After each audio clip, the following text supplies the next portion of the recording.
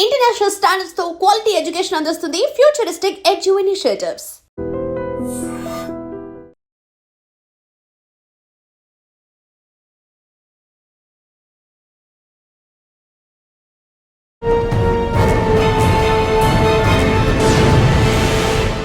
Welcome to crime diaries.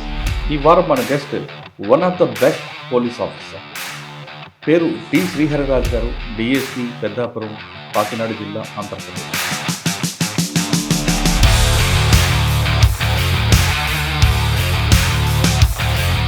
Srihari Raju గారు police uniform by chance of by choice? Choices. ఆ క్రమంలో ఏంటంటే మా బ్రదర్, మా అన్నయ్య కానిస్టేబుల్ కరెక్టే. సార్, ఎస్ఐ నుండి సిఐ వారి అయ్యే వరకు ఏమైనా క్రైమ్ రిలేటెడ్ కేసులు లేవా? పెద్దగొత్తులు పెద్దాపురం అనగానే గతంలో ఒక ముద్ర, అటువంటి ఆ కాలనీలో ఆ వీధంతా కూడా ఒక దశలో వెళ్ళిపోయారు. కానీ మరొకసారి ఇటీవల కాలంలో పెద్దాపురం పేరు బయటపడింది. అది గతంలో కూడా నేను ఇంటర్వ్యూ చెప్పండి. అది ఇద్దరు వ్యక్తుల మధ్య జరిగిన విషయం అది. అయితే వాళ్ళకి కొంత హోంగార్డ్ స్థాయి, కానిస్టేబుల్ స్థాయి సహకారం అనేది కరెక్ట్. ఇప్పుడు ఏ సంఘం కానీ, ఏ ఆర్గనైజేషన్ కానీ, ఏ డిపార్ట్మెంట్ కానీ ఓపెన్గా వచ్చి ఎంక్వైరీ చేసుకొచ్చింది. పెద్దాపురంలో ఆ వీధి ఉందంటారు. అంటే వీధి ఇప్పుడు కాదు, ఎప్పుడు ఉంటుందండి. 100 మంది వీధి ఉంటుంది, కానీ వృత్తి లేదు. పోలీసులతో పాటు మీరు ఎథిక్స్ మీద ఎక్కువగా ప్రయారిటీ ఇవ్వడం, ఫ్రెండ్లీ పోలీసులకి ఎక్కువగా ప్రయారిటీ ఇవ్వడం వెనక ఉద్దేశం ఏంటి? అంటే సొసైటీలో సార్థకత అంటే అదేనండి. ఈ కేసు ఆ సీట్లో ఎవరున్నా చేస్తారు. ప్రొడక్షన్ ఉంటే కూడా మ్యాక్సిమం చేస్తారు కదా, అక్కడి నుంచి రావచ్చు. వచ్చేటప్పుడు ఒక్కొక్కసారి అధికారం తీసుకోండి, వాళ్ళకి ఎలా వచ్చింది, ఎవరు చెప్పారో ఎంత కూడా.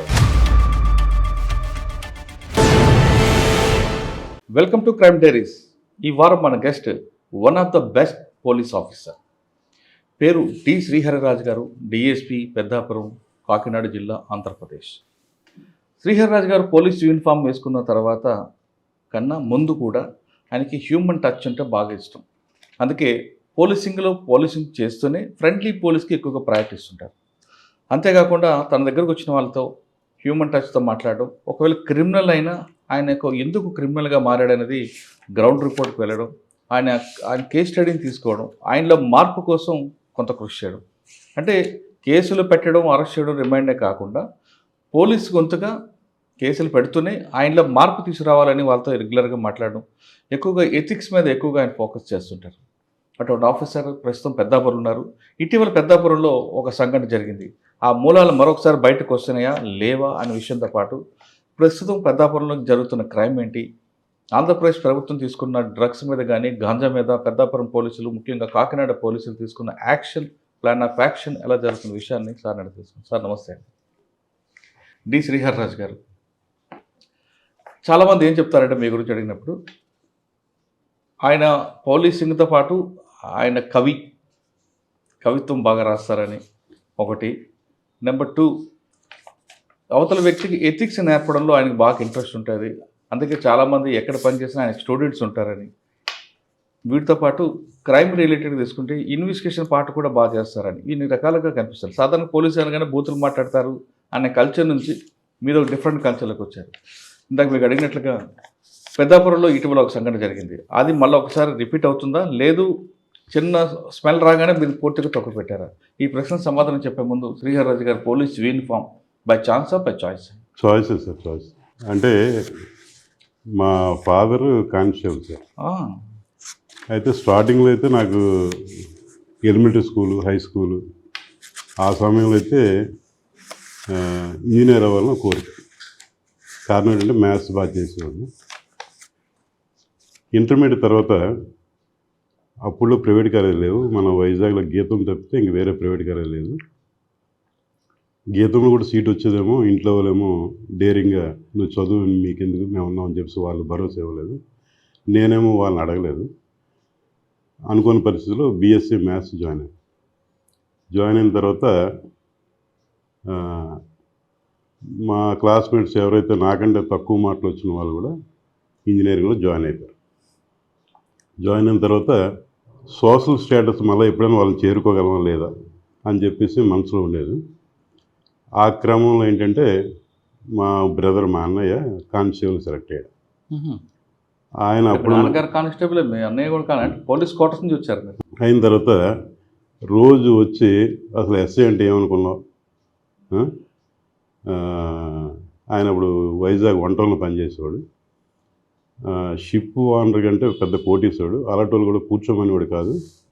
ఆ, ఎవరైనా వస్తే ఆయన ఇంటర్వ్యూ తీసుకుని లోపలికి రావాల్సింది ఇలా చెప్పేవాడు అన్నమాట. నాకు ఎందుకు కానీ అది కనెక్ట్ అయిపోయింది. కారణం ఏంటంటే ఇంజనీర్ దగ్గర రేపు పొద్దున్న నేను మళ్ళీ వాళ్ళ దగ్గర ఈక్వల్ స్టేటస్ ఉంటుందో ఉండదు, ఇదేదో బాగున్నట్టుంది అని చెప్పి ఫిక్స్ అప్ అయిపోయాను. ఫిక్స్ అయ్యి మా ఫాదర్ అయితే వద్దన్నారు. చాలా బాధలు నేను పడ్డాను, ఇంకొద్దు, ఇంక ఈ డిపార్ట్మెంట్ వద్దన్నారు. నేనైతే ఇంకా మా అన్నయ్య చెప్పిన దాన్ని బట్టి అయితే ఎస్ఐ అవ్వాలి. ఎస్ఐ మనం అనుకుంటాం అవ్వచ్చు, అవ్వకపోవచ్చు. సెకండ్ ఆప్షన్ ఉండాలి. సెకండ్ ఆప్షన్ ఏంటంటే మ్యాథ్స్ టీచర్ అవ్వాలి. బీఈడీ చేశారా? బీఈడీ చేసి నాకు మ్యాథ్స్ అంటే ఇంట్రెస్ట్ అనమాట. నేను చెప్పింది కూడా అవతలకి అర్థం అవుతుంది. ఇది ఫిక్స్ అప్ అయిపోయినమాట. ఫిక్స్ అయిన తర్వాత 91లో అప్పుడు నాకు జస్ట్ 22 ఇయర్స్ ఎగ్జామ్ రాయడం, సెలెక్ట్ అవ్వడం జరిగిపోయింది. ఆ రకంగా 92లో డిపార్ట్మెంట్ 91 సార్. 91 బ్యాచ్. ఓకే. కాకుండా ఫస్ట్ పోస్టింగ్ విజయనగరం జిల్లా sir, Pachipenta police station. Saluru Pachipenta. Okay. కానీ అప్పటికే నక్సల్స్ ఎఫెక్ట్ ఏరియా కదా పాచిపెంట, సాలూరు. అంటే ఉండేది సార్, కానీ మరీ ఎక్కువ కాదు, కానీ ఉండేది. లేదని చెప్పడం లేదు సార్. పాచిపెంట మీరు వెళ్ళేసరికి మీకు వచ్చిన ఫస్ట్ ఛాలెంజ్ ఏంటి? ఛాలెంజా? అక్కడ ఛాలెంజ్ అంటే ఏం లేదు, రెగ్యులర్. పెద్దగా ఛాలెంజ్ ఏం లేదు, రెగ్యులర్గా. అంటే క్రైమ్ కల్చర్ ఏంటంటే అక్కడ ఏం పెద్ద క్రైమ్ కల్చర్ ఏం కాదు. అంటే సెమీ ఏజెన్సీ అన్నమాట. కొంత ఏజెన్సీ క్రైమ్, కొంత నార్మల్ క్రైమ్ అది ఉండేది. కానీ అటు అరకు వైపు, బార్డర్ వైపు కొంచెం ఉంది కదా మూమెంట్ అప్పుడు. అంటే వాళ్ళు పాచిపెంటని ఎలా వాడుకునేవారంటే ఎన్ రూట్ వాడుకునేవారు. మనకు వాళ్ళు వెళ్ళిపోయిన తర్వాత పలానా ఊరికి వచ్చారంట, పలానా ఊర్లో భోజనం చేశారంటే ఇలాంటిది వచ్చింది తప్ప నుంచి. అంటే పబ్లిక్ మాత్రం లా ఒప్పి చేసేవాళ్ళండి, చేశారు మంచివాళ్ళు. కానీ మీ అన్నయ్య గారు చెప్పినట్లుగా పోలీసుని చూస్తే ఒక భయం, ఒక గౌరవం, అవన్నీ మీరు పాచిపెంటలో అనుభవించారా? అంటే అలాగని కాదు, కానీ అప్పటికి ఇంకా ఒక ఎస్ఐ అంటే ఒక హోదా, గౌరవం సొసైటీలో అయితే ఉండేది. అంటే ఉండేదని మనం ఎలా చెప్పగలంటే పాచిపెంటలో ఒక జూనియర్ కాలేజ్ ఉండేది. జూనియర్ కాలేజీలో కాలేజ్ యానివర్సరీకి ఎస్ఐని చీఫ్ గెస్ట్గా పిలిచారంటే ఇంకా ఉన్నట్టే లెక్క. నాకే ఆశ్చర్యం వేసింది. అయితే అక్కడ ఏంటంటే ఆ రోజు ఒక అబ్బాయి స్టూడెంట్ లీడర్. తర్వాత కొంతకాలం ఏమైందంటే ఆ స్టూడెంట్ లీడర్ కానిస్టేబుల్ అయ్యాడు. సార్ అప్పుడు మా కాలేజ్ ఫంక్షన్ మీరు వచ్చారు, కానిస్టేబుల్ అయ్యాను అని చెప్తే నాకు అది హ్యాపీ అండి. అంటే ఆ జిల్లాల్లో, ఆ 3 జిల్లాల్లో పోలీస్ కంటే వాళ్ళ దృష్టిలో హీరో అండి. హీరోయిన్ కాకపోయినా ఒక ఇంపార్టెంట్ పొజిషన్. లేదండి, హీరోయిన్ చూస్తారు. ఎందుకంటే మీరు చెప్తున్న కాలేజ్ ఫంక్షన్లు, స్కూల్ ఫంక్షన్లు, షాప్లో ఓపెనింగ్ పిలవడం, అదొక లెవెల్ అది. ఓకే. పాచిపెంట తర్వాత అండి? పాచిపెంట తర్వాత అంటే అప్పుడు ఎస్పీ గారు డాక్టర్ ఈష్ కుమార్ ఉండేవారు. మా డిఎస్పీ గారు జగన్మోహన్ రావు గారు ఉండేవారు. వాళ్ళు ఏం మాట్లాడుకున్నారు మనకు తెలియదు. భోగాపురంలో మా బ్యాచ్మేట్ ఒక ఆయన ఉండేవారు. అక్కడేదో ఇష్యూ వచ్చిందన్నమాట. ఇష్యూ వస్తే ఆఫీసర్లు మాట్లాడుకుని వైస్ వర్సా ట్రాన్స్ఫర్ చేశారు. నాకు భోగాపురం వేశారు, ఆయనకి పాచిపెంట వేశారు. ఏముంది భోగాపురం రోడ్ యాక్సిడెంట్స్ ఎక్కువ ఉండేవి అప్పుడు. అంత పెద్ద క్రైమ్ ఉండేదా? రోడ్ యాక్సిడెంట్ చాలా ఎక్కువ. మరి రోడ్ యాక్సిడెంట్ మీరు పోలీసు ఎలా కంట్రోల్ చేస్తారు అప్పుడు? ఒక సింగిల్ హైవే అది. అంటే యాక్చువల్గా అప్పుడు మెన్ షార్టేజ్ చాలా ఎక్కువ ఉండేదండి. అప్పుడు డెంకాడ పోలీస్ స్టేషన్ లేదు. స్ట్రెంగ్త్ అంతా కలిపి 10-12 మంది ఉండేవారు. చాలా ఇబ్బంది అయ్యేది. అంటే అక్కడ ఏమైనా మార్క్ ఉందా మీది? కేసులు కానీ పెద్దగా మార్క్. ఓకే. భోగాపురం తర్వాత నీలకంఠపురం, బొమ్మలేశ్వరం నీలకంఠపురం ఏజెన్సీ 95 ఫిబ్రవరి. కానీ అప్పటికి అక్కడ కూడా నాగావాళ్ళ దళం అని కొన్ని యాక్టివ్ ఉండేవి అండి అప్పట్లో. అంటే ఏమైందంటే నేను 95 ఫిబ్రవరి 9వ తారీఖున జాయిన్ అయ్యాను.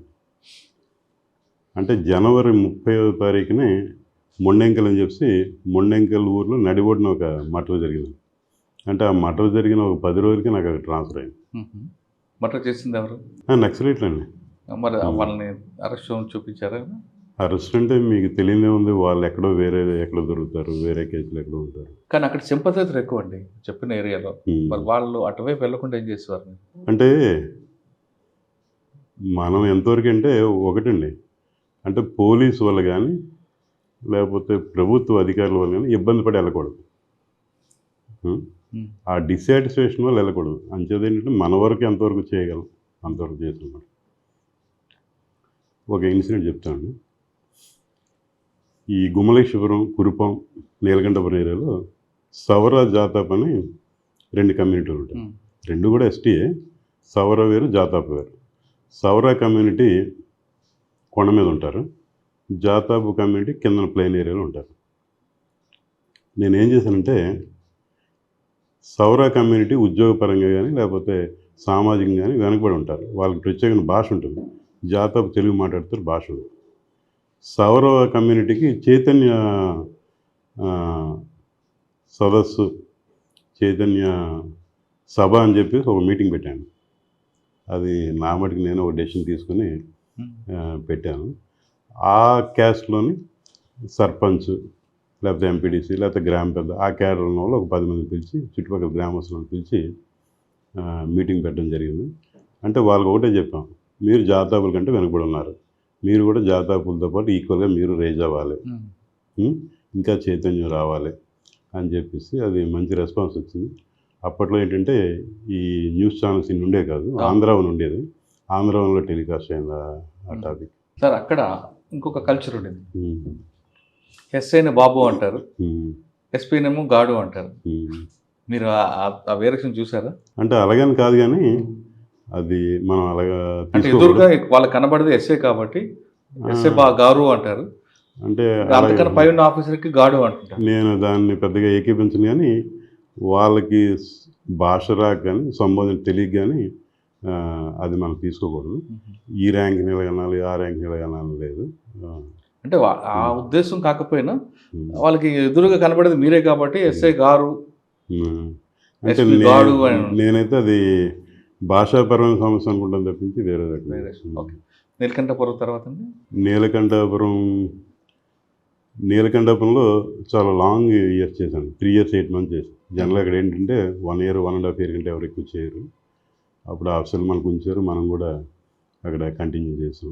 కానీ సరే ఆ బార్డర్ ఏరియాలో కొంత నక్సల్స్ మూమెంట్ బాగా ఉండేది. అప్పుడు ఉండేది, కొంత సమయం ఉంది. కొంత సమయంలో గవర్నమెంట్ అప్పుడేమో బ్యాన్ లిఫ్ట్ చేసింది. బ్యాన్ లిఫ్ట్ చేసినప్పుడు కొంత బెటర్గా ఉండేది, మూమెంట్ అయితే ఉండేది. కానీ జీప్లు బ్లాస్ట్ అవడం, బ్లాస్ట్ అవడం కూడా జరిగాయి కదా. అయితే ఏంటంటే నేను గొప్పగా చెప్పుకోవడానికి విషయం ఏంటంటే నా ముందు ఇన్సిడెంట్లు ఉన్నాయి. అంటే 2 ఇన్సిడెంట్లో ఆ గ్రామస్తుల దగ్గర ఎవరిదైనా లైసెన్స్ తుపాకుంటే పట్టుకెళ్ళిపోయిన కేసు ఒక 2. తర్వాత ఈ మొండెంకల్లో సుక్కు అని ఆయన మర్డర్ చేయడం, తర్వాత చిన్నంటి జోల్ అని చెప్పేసి అక్కడ క్రాస్ ఫైర్ అవడం, ఇవన్నీ ఇన్సిడెంట్లు ఉన్నాయి. During the my period 3 years 8 months ఒక ఇన్సిడెంట్ కూడా అవ్వలేదు. తర్వాత కూడా మళ్ళీ అంటే ఇది పూర్తిగా నేనేదో చేస్తాను కదా, అలా టైం కలిసి వచ్చింది. ఓకే. నీలకంఠపురం తర్వాత అంటే నెక్స్ట్ పోస్ట్ నీలకంఠపురం తర్వాత ఏమైందంటే మాదిరెడ్డి ప్రతాప్ గారు జిల్లా ఎస్పీకి వచ్చారు. జిల్లా ఎస్పీకి వచ్చిన తర్వాత ఆయనేమో సీనియర్ ఇన్స్పెక్టర్లకి వాళ్ళకి ఏంటి జిల్లా విషయాలు ఇదేదంటే, సార్ ఈ జిల్లాలో అంత అన్యాయం జరుగుతుంది సార్. ఫర్ ఎగ్జాంపుల్ ఆ నీలకంఠపురంలో మంచి ఎస్ఐ 3 years 8 months నుంచి ఉండిపోయాడు సార్. మీరు మంచి ఆఫీసర్ మీరైనా తీసుకురావాలంటే ఆయన అలాగే తీసుకొస్తాను, ఎక్కడేద్దాం అని చెప్పేసి అంటే, సార్ గుమ్మలేశ్వరంలో ఒక ఆయన సీనియర్ ఎస్ఐ గారు ఉన్నారు, ఆయనకి ప్రమోషన్ రాకుండా ఉండిపోయారు, ఆయన అక్కడ ఏజెన్సీలు ఉంచడం కరెక్ట్ కాదు, మనకి విజయనగరం రోడ్లు తర్వాత గంటేడ 2 ఖాళీ ఉన్నాయి సార్, వాళ్ళిద్దరికి తెచ్చేస్తే బాగుంటుంది అంటే మంచిగా బాగానే ఉంది, అయితే హెడ్ అండ్ టాస్ వేద్దాం అని చెప్పి అన్నాడు ఆయన. అప్పుడు సీనియర్ ఇన్స్పెక్టర్లు ఉండేవారు సత్యనారాయణ గారు అని చెప్పి ఆయన ఎస్పీతో వాదించాడంట, సార్ హెడ్ అండ్ టాస్లో శ్రీహరిరాజుకేమో గంటేడు పడచ్చు, అలా పడ్డానికి వీల్లేదు సార్, ఆయన విజయనగరం రోడ్లు వేయాలి, మీరు హెడ్ అండ్ టాస్ వేస్తాం మళ్ళీ అక్కడ అన్యాయం జరగచ్చు అని అంటే, ఓకే మీరు చెప్పింది కరెక్ట్ అని చెప్పేసి ఆయన నాకు విజయనగరం రోడ్లు ఆయన సీనియర్ ర్యాంక్కి గంటేడ పోస్టింగ్ వేశారనమాట. వేసిన తర్వాత విజయనగరం హెడ్ క్వార్టర్కి వచ్చాను. అక్కడ మీరు చేసిన వర్క్ ఏముంది? రూరల్ అంటే వర్క్ అంటే స్పెషల్గా మనం చెప్పుకునేది ఏమి ఉండదు. ఆ టైంలో మన స్టేట్ పోలీసు మైత్రి అని ఒక కాన్సెప్ట్ ఇచ్చింది. అవును. మైత్రి అని కాన్సెప్ట్ చేస్తే ఆ, అది ఎందుకో కానీ నాకు కొంచెం నచ్చింది అనమాట. మ్మ్. నచ్చిన తర్వాత ప్రతి ఊర్లో కూడా కుర్రోళ్ళని పెట్టి ఆ, ఒక మైత్రి సభ్యుల కింద పెట్టి అన్నీ కూడా బాగా యాక్టివేట్ చేసాం. నాకు అందులో ఆనందించే విషయం ఏంటంటే తర్వాత కాలంలో ఒక కమింగ్ 5-10 ఇయర్స్లో వాళ్ళంతా కూడా ఈ రకంగా అయ్యారు. అయితే మనకి ఆ విషయంలో ఆనందం కలిగిందన్నమాట. అంటే మన లీడర్షిప్ అవ్వచ్చు, లేకపోతే ఇంకోటి అవ్వచ్చు, పనికి వచ్చింది ఇక్కడ అని చెప్పి. అలాగే ఆ, ఈ మైత్రి సంబంధించి ఒక చిన్న ఇన్సిడెంట్ అని మీకు చెప్తాను. ఒకరోజు ఏమైందంటే ఈ మైత్రి సభ్యులు ఉదయాన్నే వచ్చారు. మ్మ్. ఏం జరిగిందంటే ఒక అమ్మాయి సార్ ఎక్కడి నుంచి వచ్చింది, మన దగ్గర రోడ్డు మీద దిగింది అన్నారు. ఆ అమ్మాయి ఎవరు ఏంటంటే కర్నూలు ఏరియా నుంచి వచ్చింది సార్, ముస్లిం అమ్మాయి, సౌత్ తల్లితో ఇబ్బంది పడి వచ్చిందంట, మరి ఏం చేద్దాం అనుకున్నాం. ఏం లేదు సార్, మీరు ఏం చెప్తారు సార్, అమ్మాయి కాబట్టి ముందు సేఫ్గా ఉంచండి, తర్వాత ఏం చేయాలని తర్వాత ఆలోచిద్దాం మ్మ్. అని చెప్పేసి అన్నాం. అన్న తర్వాత ఒక 2 days పోయిన మళ్ళీ వచ్చారు. వచ్చి ఏం చెప్పారంటే, సార్ అమ్మాయికి ఇక్కడే పెళ్లి చేసేద్దాం అనుకుంటున్నాం, మీరు పర్మిషన్ ఇస్తే అన్నా.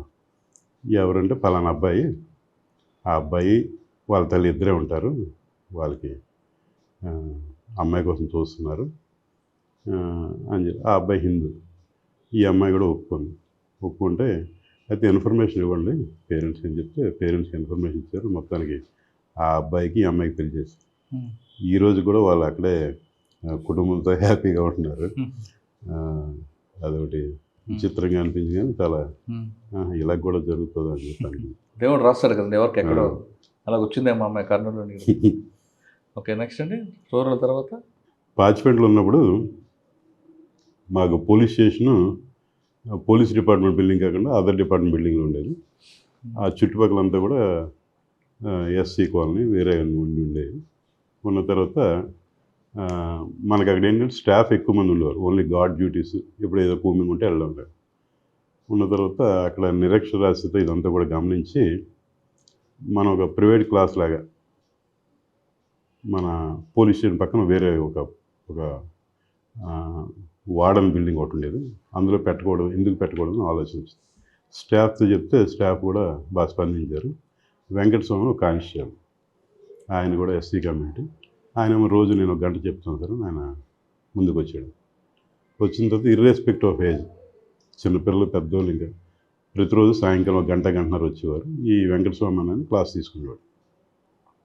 ఈ విషయం జిల్లా ఎస్పీ గారి దృష్టికి వెళ్ళింది, డాక్టర్ ఈష్ కుమార్ గారు. ఆయన కూడా అప్రిషియేట్ చేసి ఆ కానిస్టేబుల్కి నాకు రివార్డ్ ఇచ్చాడు, సార్ ఇచ్చారు. ఇచ్చిన తర్వాత ఈ విషయాన్ని ఆయన సురక్ష కూడా పంపాడు. సురక్ష పంపితే సురక్షలో కూడా అది ఆ విషయం వచ్చిందన్నమాట. అదొకటి ఒక ఇన్నోవేటివ్గా చేసినందుకు నాకు సాటిస్ఫాక్షన్. విజయనగరం రూరల్ నుంచి ఎక్కడికి వెళ్ళారండి? విజయనగరం రూరల్లో ఉంటుండగా ఒకసారి నాకు ఏమనిపించిందంటే ఈ మైత్రి సభ్యులకి గేమ్స్ పెడదాం, వాలీబాల్, కబడ్డీ, అలాగే లేడీస్ ఉన్న ముగ్గులు పడి ఇవన్నీ పెట్టి ఒక ఫంక్షన్ పెట్టి ఎస్పీ గారిని పిలుద్దాం అని చెప్పేసి ఆలోచన కార్యక్రమం అంతా డిజైన్ చేసుకున్న తర్వాత ఎస్పీ గారు డాక్టర్ సౌమ్యామేశ్వర్ గారు మేడంకి చెప్తే మేడం ఓకే అన్నారు. మేడం ఓకే అన్న తర్వాత అప్పుడు ఒక ఆయన ఎస్బీ ఇన్స్పెక్టర్ ఉండేవాడు. ఆయన మేడంకి ఏం చెప్పాడంటే, మేడం మీరు మీ స్థాయి తగ్గ ప్రోగ్రాం కాదు, ఎవరు పిలుస్తా ఆ ప్రోగ్రాం మీరు వెళ్ళిపోకూడదు అని చెప్తే ఎస్పీ గారు నేను రావటం లేదండి, సారీ అండి అని చెప్పాను. మేము చేసుకున్నాం అంటే మా డిపార్ట్మెంట్లో ఒక్కోసారి అలాంటి రాంగ్ డైరెక్షన్ ఇచ్చేవాళ్ళు కూడా ఉంటారు. అంటే ఇందులో మనం గమనం చూసింది ఏంటంటే ఇందులో స్వార్థమే లేదు, ఒక మంచి కార్యక్రమం. మీకు ఆయన మీద ప్రొఫెషన్ తెలిసి ఏముందో మనకు తెలియదు. అలాంటి ఇన్సిడెంట్స్ వస్తే ఒకసారి నవ్వు వస్తుంటుంది. ఓకే సార్, మీ సర్వీస్లో అంటే నీలకంఠాపురం అన్ని తర్వాత విజయనగరం రూరల్ తర్వాత ఎక్కడికి వచ్చారు? విజయనగరం రూరల్ తర్వాత నేనే వాలంటరీగా పోలీస్ ట్రైనింగ్ కాలేజీకి ఆప్షన్ పెట్టుకున్నాను. పీటీసీ పెట్టుకుంటే నాకు వెంటనే రమణ్ కుమార్ గారు ఉండేవారు, బివి రమణ్ కుమార్ గారు, ఆయన ప్రిన్సిపల్గా ఉండేవారు. ఆయన ఆధ్వర్యంలో అక్కడ పనిచేస్తాను. తర్వాత అండి అక్కడ పీటీసీలో పనిచేసిన తర్వాత ప్రమోషన్ వచ్చిందండి. ప్రమోషన్ వచ్చిన తర్వాత సిఐ ఎక్కడ ఇచ్చారు? సిఐ అయిన తర్వాత ఇది ఒక చిన్న ఇన్సిడెంట్ చెప్పాలి. 2000 2008 జనవరిలో ప్రమోషన్ ఇచ్చారు. ప్రమోషన్ ఇచ్చి ఏం చేశారంటే డిఓ కాపీ అక్కడే వేశారు మళ్ళీ సీఏగా. అప్పటికి 5.5 ఏళ్ళు పెట్టి పనిచేస్తున్నాను. ప్రమోషన్ ఇచ్చి అక్కడే వేశారు. నేనేమో దాని గురించి ఏం పెద్ద పట్టించుకోలేదు. సరే అని చెప్పి కర్ణం కుమార్ గారు ఇన్స్పెక్టర్గా ఉన్నారు అక్కడ. ఎవరండి? కర్ణం కుమార్ గారు. ఓకే. కర్ణం కుమార్ గారు ఉండి ఆయన ఏమన్నారంటే, శ్రీహరిరాజు నీలాడ లాండార్డ్ చేయాలి, ఇప్పుడు ఏదో ప్రమోషన్ ముందు వచ్చావు అయిపోయింది, ఇంకా అంటే మనకెవరు వేస్తారు సార్, అడగంది అమ్మైనా పెట్టదు, అధికారులను అడగాలి, నాయకులను అడగాలి, అడిగితే ఎవరో వేస్తారు, నువ్వు అసలు మీ కోరిక తెలియాలి కదా బయటికి అని చెప్పి అన్నారు. అన్న 2 రోజులకి డిఐజీ గారు సందీప్ షాండిల్ ఎవరు అనుకుంటా ఆయన వచ్చారు. జిల్లా అలా చూడడానికి వచ్చి పీటీసీ దగ్గర ఉంది, విత్ ది విజయనగరం కాబట్టి చూడడానికి వచ్చి, మామూలుగా సీనియర్ ఆఫీసర్ వచ్చినప్పుడు అడుగుతుంటారు ఇంకేమైనా ఉన్నాయా, మీకేమైనా కావాలని అడుగుతుంటారు. అప్పుడు ఈ కర్ణం కుమార్ గారు డేరింగ్గా, ఎంతకంటే అన్యాయం ఉంది సార్ అని. ఏంటంటే అన్యాయం అంటే, ఇక్కడ 5.5 ఏళ్ళు పనిచేసి మళ్ళీ పీటీసీ చేశారు, అలాగే నా దృష్టికి రాలేదు, తప్పకుండా చూస్తానని చెప్పి అన్నారు. అన్న తర్వాత మొత్తానికి ఏంటంటే డిఐజీ గారి వల్ల అప్పుడేమో విక్రమ్ సింగ్ మాన్ గారు ఉన్నారు, ఆయనకేమో ఆయన దృష్టికి వచ్చింది, ఆయన కూడా ఏదో ఎంక్వైరీ చేసుకుని ఆయన ఓకే నాకేం అభ్యంతరం లేదంటే అప్పుడు మళ్ళీ Vizianagaram rural police station circle చేశారు. సార్ ఎస్ఐ నుండి సిఐ వారి అయ్యే వరకు ఏమైనా క్రైమ్ రిలేటెడ్ కేసులు లేవా? అంటే చాలా ఉన్నాయండి. అంటే ఇండిపెండెంట్గా చేసేది లేదు? ఉన్నాయండి, చాలా ఉన్నాయి. అంటే అందరూ చేసే కేసు ప్రత్యేకంగా నీలకంఠపురంలో ఒక కేసు అయితే కొద్దిగా ఒక కేసు నాకు సాటిస్ఫాక్షన్, పర్సనల్ సాటిస్ఫాక్షన్ ఉన్న కేసు. నీలకంఠపురం లిమిట్స్లో నీలకంఠపురంకి ముండెంకెలకి దాదాపు ఒక 11 కిలోమీటర్స్ అంత ఉంటుంది అనుకుంటాను. మధ్యలో పెదగొత్తులో విలేజ్ ఉంది. ఆ విలేజ్లో అవన్నీ కూడా మ్యాక్సిమం ట్రైబల్ విలేజ్. ఇది ట్రైబల్ విలేజ్ అంటే కొద్దిగా అదర్ క్యాస్ట్ కూడా షావుకారులు వీళ్ళు కొద్దిగా ఉంటారు. ఆ విలేజ్లో ఒక ఓల్డ్ కపుల్ ఉన్నారు. వాళ్ళు కొద్దిగా బంగారం అటుకు మీద పెట్టుకున్న బంగారం పోయింది. ఇది మనకి రిపోర్ట్ ఇచ్చారు. రిపోర్ట్ ఇస్తే అసలు ఆ ఏరియాలో దొంగతనం జరగదు. ట్రైబల్ ఏరియాలో ప్రాపర్టీ అఫెన్స్ అనేది ఆల్మోస్ట్ 0 అన్నమాట. అలాంటిదేమో ఇక్కడ దొంగతనం జరగడం ఏంటని చెప్పి అసలు అర్థం కాలేదు. కేసు రిజిస్టర్ చేసిన తర్వాత ఆ విలేజ్కి వెళ్ళి ఎంక్వైరీ చేస్తే తెలిసిన విషయం ఏంటంటే, నిన్న కూడా మన మిత్రులు కొంతమంది మాట్లాడితే ఏమన్నారంటే, ఇప్పుడు అంతా టెక్నాలజీ బేస్ అయి చేస్తున్నారు, ట్రెడిషనల్ ఏదైతే ఉందో అది మానేశారు, అలాంటిది ఏదైనా మెసేజ్ ఇవ్వాలని చెప్తున్నారు. అది ఈ కేసు గుర్తొచ్చిందన్నమాట. ఏంటంటే అలా ఎంక్వైరీ చేస్తే మనకు ఒక చిన్న క్లూ వచ్చింది. ఏంటి ఆ క్లూ అంటే, ఒక వ్యక్తి చుట్టరికం మీద ఇక్కడికి వచ్చాడు, ఒక 10 రోజులు ఎంత ఉన్నాడు, ఈ ఇన్సిడెంట్ తర్వాత ఆ మనిషి ఊరికి రావటం లేదు. అది ఇన్సిడెంట్. అతను కూడా ట్రైబలే, గుమలేశ్వరంలో ఉంటాడు. ఏంటి దీనికి దానికి ఏమైనా కేసుకి సంబంధం ఉందా లేదని చెప్పేసి వెంటనే గుమలేశ్వరం వెళ్ళి వెరిఫై చేస్తే ఆ మనిషి అక్కడ లేడు. ఆ మనిషి అక్కడ లేకపోతే ఇప్పుడు ఫోన్లు లేవు, ఏం లేవు. ఇది ఎప్పుడు నేను చెప్పింది 96 ఆ ప్రాంతం. వెంటనే ఆ ఫ్యామిలీ మెంబర్స్ని పోలీస్ స్టేషన్ తీసుకుని వచ్చి మీరు ఆ వ్యక్తిని అప్పచెప్తే పంపిస్తాం, లేకపోతే మీకు పంపమని చెప్పి అనగానే గ్రామ పెద్దలు ఒక ఆయన బండినాయుడు అంటారు, ఆయన ఇంకో గ్రామ పెద్ద వచ్చి మేము అప్పచెప్తాం, వీళ్ళని ఇంటికి పంపించండి, వీళ్ళకేం సంబంధం లేదు, వీళ్ళు పంపించండి, వాడినైతే దొంగతనం చేశారు కాబట్టి వాడిని మేము ఎట్టి పరిస్థితులు మీకు అప్పచెప్తాం అని చెప్పేసి వాళ్ళు అనడం జరిగింది. సరే నాయుడు గారు, మరి మీకు బాధ్యత మేమే పెడుతున్నాం, మీరు ఆ మాట నిలబెట్టుకోవాలంటే తప్పకుండా అని చెప్పారు. ఇది జరిగిపోయింది. సిఐ గారు మధ్యలో అడుగుతున్నారు, కేసు ఎంతవరకు వచ్చింది. సార్ ఈ బండినాయుడు గారితో మాట్లాడుతున్నాం సార్ అని చెప్తా ఉన్నారు, ఏ ఇన్ఫర్మేషన్ ఉందో అని చెప్పేసి. మేము ఏంటంటే సిఐ గారు ఆఫీస్ రావాలంటే గుమలేశ్వరం ఎల్లుండిపేట రావాలి, అలాగే పార్వతీపురం వెళ్ళాలంటే ఎల్లుండిపేట రావాలి, లేదా చిన్న పెద్ద షాపింగ్ అంటే ఎల్లుండిపేట, తరచూ వారం 10 రోజులు రావాల్సి ఉంటుంది. వచ్చినప్పుడల్లా నాయుడు గారిని కలుస్తున్నాం, నాయుడు గారు ఏం బాగోట్లేదు అంటున్నారు.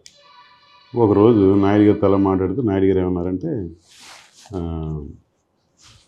గునుపూరు సినిమా హాల్లో కనబడ్డారంట మన ఊరోడికి ఇన్ఫర్మేషన్, గునుపూరు సినిమా హాల్లో మన ఊరోళ్ళు కనబడ్డారు, హాయ్ అనుకున్నా, అది ఇన్ఫర్మేషన్. అయితే నేనేమో మా స్టాఫ్ ఒక ఇద్దరిని సెలెక్ట్ చేసి, ఒక ఆయన పేరు సర్దార్ ఖాన్, ఇంకో ఆయన కేశవరావు గారు ఇప్పుడు లేరు. అయితే వాళ్ళిద్దరు సెలెక్ట్ చేసి మనం కేసు గురించి బయలుదేరాలండి అంటే అలాగే సార్ అన్నారు ఇద్దరు కూడా. అన్నది సిఐ గారు పర్మిషన్ తీసుకుంటే సిఐ గారు రఘునాథరెడ్డి గారు వైజాగ్లో ఉంటున్నారు, వెళ్ళండి అన్నారు. రఘునాథరెడ్డి గారు కొమ్మర వెళ్ళలేదు శ్రీకాకుళం. ఎస్ ఎస్ మంచి ఆఫీసర్. అయితే వెళ్ళమన్నారు. ఎక్కడికి వెళ్ళామంటే గుంటూరు వెళ్ళిపోయాం. సినిమా హాల్లో కనబడ్డాడు, అది కూడా నైట్ షోకి. అది సెకండ్ షోకి మా స్టాఫ్కి ఏమో ఈయన రమ్మన్నాడు, వచ్చాం, ఎక్కడ తీసుకెళ్తాడు, ఏం చేస్తాడు, మళ్ళీ సినిమాకి అయితే రాడు కదా అని చెప్పి. నాకు ఒక కామన్ సెన్స్ పాయింట్ ఏంటంటే జనరల్గా పల్లెటూరు కానీ ఇప్పుడంటే అర్బన్ కల్చర్ పెరిగిపోయింది, కానీ పాత కల్చర్లో ఒక కులం వాళ్ళు ఒక ఏరియాలో ఉంటారు. అదొకటి మైండ్లో ఉండి వీడి కులం ఏదైతే ఉందో ఆ ఏరియా ఎక్కడ ఉంటుందో కనుక్కొని ఆ ఏరియాకి వెళ్ళిపోయిన తర్వాత ఏం చేసామంటే మనం వాడి గురించి డైరెక్ట్గా దొంగ కేసు అంటే వాడు చెప్పడం, వీడు దొంగ కొద్ది మాటగారని మనకు ఒక ఇన్ఫర్మేషన్ ఉంది. ఈ 10 రోజులు కూడా అందరితోని కూడా బాప నాన్న బాబా ఏదో వరుసలు పెట్టుకుని తిరుగుతుంటాడు అని చెప్పి. అంచేది ఏంటంటే వీడిని మనం హైప్ చేసి అక్కడికి వెళ్ళాలి అని చెప్పి ఆ వీధిలోకి వెళ్ళి ఎంక్వైరీ చేసి ఇలాగ ఐటీడీఏలో వాడికి మంచి ఇన్ఫ్లుయెన్స్ ఉంది, మేము ఐటీడీఏ నుంచి వచ్చాం, ఈ మంచి డ్యూటీకి అది రావడం లేదంటే ఇది అదని చెప్తే అక్కడ ఇన్ఫర్మేషన్ ఏం చెప్పారంటే ఈ వీధికి వచ్చాడు, ఇక్కడే ఉండేవాడు, భలేగా ఉందా అని చెప్పి అనుకున్నాం. అందులో ఏం చెప్పాడు ఏంటంటే ఉద్యోగాలు ఇస్తున్నాడు, డబ్బులు రెడీ చేసుకున్నాను. మరి ఎవరైనా డబ్బులు ఇచ్చారా? మేము ఎవరు డబ్బులు ఇవ్వలేదు, మా దగ్గర డబ్బులు లేవు. అడిగితే ఇన్ఫ్లుయెన్స్డ్ క్యాండిడేట్.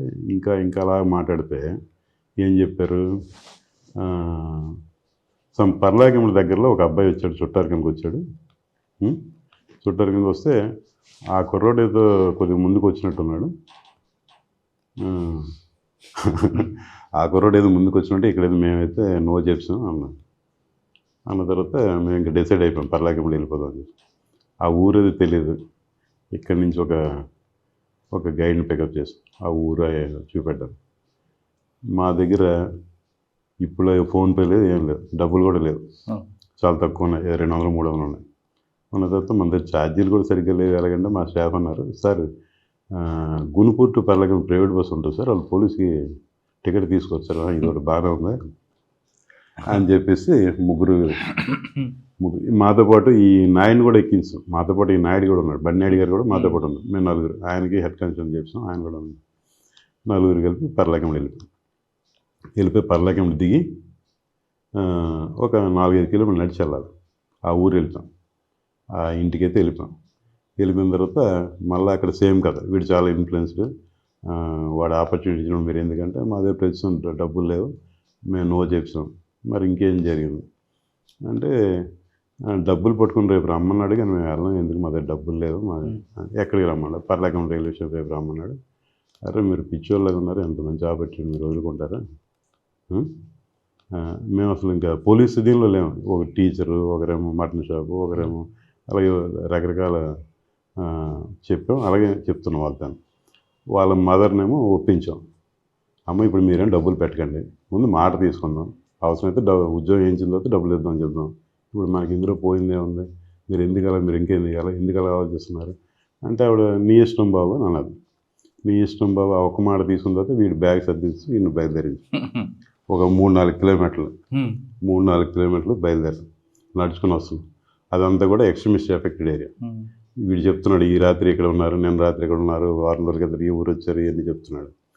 అప్పటికే ఈవినింగ్ టైము, ఏదో అతి కష్టం మీద పర్లాకిముడి వచ్చిన తర్వాత వీడిని అడిగాం, ఇక్కడ మరి నైట్ ఉండాలి కదా, ఎక్కడ స్టే చేయాలి. వాడు ఏంటంటే ఊర్లో మంచి లాడ్జ్ చేద్దాం అది చెప్తున్నాడు, మా దగ్గర అంత డబ్బులు లేవు, వీడితో చెప్పలు వేస్ట్ అని చెప్పి ఓ చిన్న లాడ్జ్ చూసుకుని లాడ్జ్లో అందరూ కలిపి పడుకుని ఆ డోర్కి అడ్డంగా మంచం పెట్టి రాత్రి మీ వీడియో వెళ్ళిపోతే కష్టం కదా, వీడియో కదా అని చెప్పి అలాగా రాత్రి పడుకుని ఉదయాన్నే అందరూ తయారై రైల్వే స్టేషన్కి వెళ్ళిన తర్వాత ఇప్పుడు మేము రూమ్కి వచ్చిన తర్వాత మా వేషం మా మాటలను బట్టి వాడికి ఇంకా పోలీసు అని అర్థమైపోయింది. వాడికి అప్పటి నుంచి అంటే ఏదో బిగిసిపోయి ఉన్నాడు, ఇంకా అప్పటి వరకు ఫ్రీగా ఉండేవాడు, ఇంకా మనిషి బిగిసిపోవడం మొదలుపెట్టాడు. సరే ఇంకా అని చెప్పి రైల్వే స్టేషన్ మేము ఒక 1/2 అవర్ ముందే వెళ్ళిపోయి ఎంట్రీ ఎటు పక్క ఎగ్జిట్ ఎటు పక్క వస్తే మిస్ అవ్వకుండా ఎలా పట్టుకొని చెప్పి నలుగురు 4 వైపులు ఉన్నాం. ఈ పర్సన్ ఏంటంటే కాకి యూనిఫామ్ వేసుకున్నాడు, పెద్ద హైట్ ఉండి 5'4" అంత హైట్ ఉంటాడు. కాకి యూనిఫామ్ మంచి కొత్త బట్టలు ఉన్నాయి వేసుకుని చేతిలో ఆ రోజు పేపరు, ఒక డైరీ పట్టుకుని డైరెక్ట్గా వచ్చి రాగానే మన వాళ్ళు పట్టుకున్నారు. పట్టుకోగానే దొరికాడు, అక్కడికి వచ్చాడా? వచ్చాడు టైం, వాడైతే వచ్చాడు. డబ్బులు వచ్చాను కూర్చుంటే ఏం మొత్తానికి ఆడైతే వచ్చాడు. వచ్చి మన వాళ్ళు పట్టుకున్నారు. నేనైతే పట్టుకున్నాను, నేను బయట ఉన్నాను. దొరికేడు సార్లు చెయ్యుకుని వచ్చారు. వచ్చిన తర్వాత తీసుకుని రిటర్న్ వచ్చిన తర్వాత బంగారం ఏమైందని అడిగాను. మనకు అదే కదా కావాలి. బంగారం ఏంటంటే బత్తిలో రామకృష్ణ గారికి ఇచ్చాను గోల్డ్ షాప్ అన్నాడు. బత్తిలు వచ్చాం అక్కడి నుంచి. బత్తిలు వచ్చిన తర్వాత రామకృష్ణ ఊర్లో ఒక పెద్ద మనిషి, ఊర్లో గౌరవం వ్యక్తి, పోలీసు అందరితో పరిచయం అంతాను.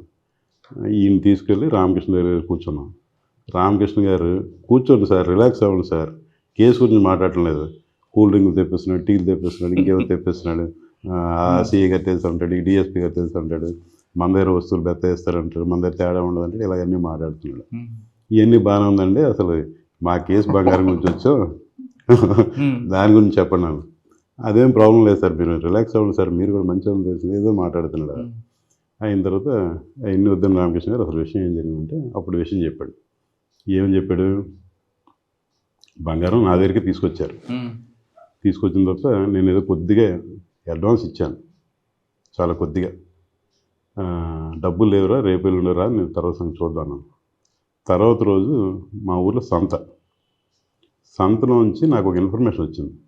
ఆ ఇన్ఫర్మేషన్ అంటే పలానా ఊరు పెదగుత్తుల్లో దొంగతనం అయింది అని ఒక ఇన్ఫర్మేషన్ వచ్చింది. నాకెందుకో రెండు కూడా సింక్ అవుతున్నాయి. అవగానే ఏం చేశానంటే రెండో రోజు వీడు వచ్చాడు. ఈ ఇన్ఫర్మేషన్ నాకు తెలిసిన తర్వాత వీడు వచ్చాడు, డబ్బుల కోసం వచ్చాడు. వస్తే నాకు ఇక్కడ బ్యాంక్ మేనేజర్లు అందరూ కూడా పరిచయం. నేను ఏం చేశానంటే వీడిపైన ఆ బంగారం లోన్ పెట్టించాడు. వీడిపైన లోన్ పెట్టించి డబ్బులు విడించుకున్నాడు. అంటే ఇంకా వాడు లాక్ అయిపోయాడు అన్నమాట. ఎవరైతే దొంగ ఉన్నాడో లాక్ అయిపోయాడు. వీడిపైన లోన్ పెట్టించాడు. నేనైతే విషయం అంతా చెప్పలేదు. అవసరానికి బంగారం ఉన్నాడు. ఈయన గోల్డ్ షాప్ ఊర్లో పెద్ద మనిషి కాబట్టి బ్యాంక్ మేనేజర్ ఇమ్మీడియట్గా లోన్ శాంక్షన్ చేశాడు గోల్డ్ లోన్. ఏదైతే అమౌంట్ తీసుకున్నాడో ఆ అమౌంట్ ఈయన దగ్గర పెట్టుకున్నాడు. అంటే ఏదో రోజు పోలీసు రావచ్చేమో అని ఒక అనుమానం అనమాట. ఇది సార్ జరిగింది అన్నాడు అనమాట. జరిగిందంటే పోనీ బంగారం వరకు సేఫ్గా ఉంది అని చెప్పేసి అప్పుడేమో గుమలేశ్వరం వచ్చి సిఐ గారి విషయం అంతా చెప్పాము. చెప్పిన తర్వాత ఈ రామకృష్ణ దగ్గర ఉన్న అమౌంట్ తర్వాత వీడిదేం ఏదో కొంత రికవర్ చేసింది. టోటల్ ఆ కేసు సక్సెస్ఫుల్గా అయిపోయింది.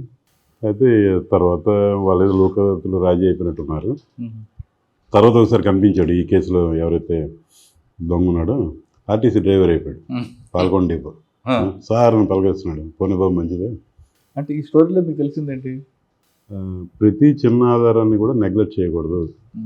కన్సిస్టెంట్గా కానీ మనం ఎఫర్ట్ చేస్తే ఏదో రకమైన రిజల్ట్ ఉంటుంది అన్నది అంటే టెక్నాలజీ ఇప్పుడు వచ్చినా హ్యూమన్ ఇంటెలిజెన్స్ ఇంపార్టెంట్ అంట. Human intelligence important. ఏదైతే ట్రెడిషనల్ మెథడ్స్ ఉన్నాయో అవన్నీ కూడా ఇంకోసారి రిపీట్ అవ్వచ్చు. ఓకే, తర్వాత ఎక్కడికి వచ్చారు సీఏగా?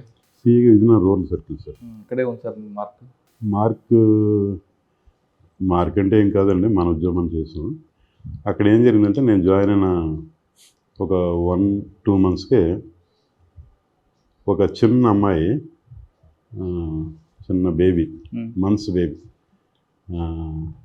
బేబీ మీద ఒక పెద్ద వయసు వాడు లైంగికంగా దాడి చేసి మరి కారణం ఏంటో తెలీదు, పిల్ల చనిపోతే ఒక బాత్ టబ్లో పడేసాడు.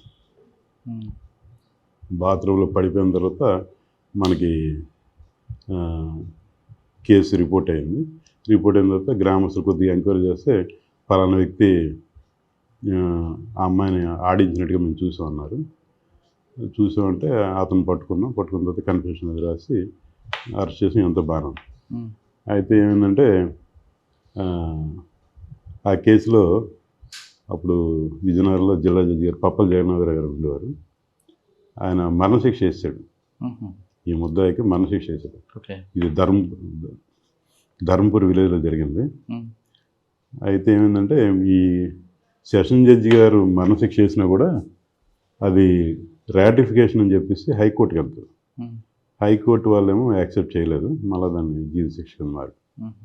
సార్, విజయనగరంలో మీరు లా అండ్ ఆర్డర్తో పాటు కమ్యూనిటీ పోలీసింగ్ ఎక్కువ ప్రయారిటీ ఇవ్వడం, ప్రజలతో ఎక్కువ మమ్మకవ్వడం, కాలనీలో వాళ్ళతో తిరగడం అంతే అంటే ఆ కల్చర్ ఎందుకని డెవలప్ చేశారు?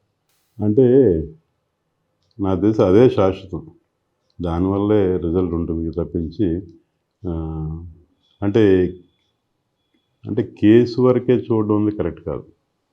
కేసు వరకే చూడడం కరెక్ట్ కాదు. మనం కొద్దిగా మిగిలిన విషయాలు, దాని మీద ఆధారపడిన విషయాలు కూడా మనం కొద్దిగా తెలుసుకోగలిగితే అది క్రైమ్ ప్రివెన్షన్ కానీ లేకపోతే పోలీస్ పబ్లిక్ రిలేషన్ పెరగడం కానీ అన్ని విధాలు ఉపయోగపడుతుంది. అంటే కమ్యూనిటీ పోలీసింగ్ అన్నది విక్టిమ్స్ పట్ల, ఫ్రెండ్లీ పోలీసింగ్ అనేది విక్టిమ్ పట్ల, ఎక్యూజ్డ్ పట్ల కూడా ఉండేదా? అంటే ఎక్యూజ్డ్ పట్ల కాదండి. ఎక్యూజ్డ్ అంటే మనం కాకపోతే అది ఎక్యూజ్ స్టడీ చేయాలి, ఆయన ఎందుకు చేశాడు ఆ కారణం అని చెప్పి. అది పరిశీలనలు చేశాడా లేకపోతే నిజంగా క్రిమినల్ మెంటాలిటీయా ఏంటని చెప్పి చూడాలన్నమాట. కరెక్టే సార్, మీ దగ్గర పోలీసింగ్ వచ్చిన వాళ్ళు కంప్లైంట్ తీసుకొచ్చారు, వాళ్ళ పట్ల సానుభూతిగా మాట్లాడడం తప్పు కాదు. కానీ అక్కడే ఎక్యూజ్డ్ పార్టీ కూడా కనిపిస్తున్నప్పుడు ఆయన పట్ల కూడా మీరు సానుభూతితో మాట్లాడితే జనాలు ఇంకొక రకం మెసేజ్ పోతుంది కదా.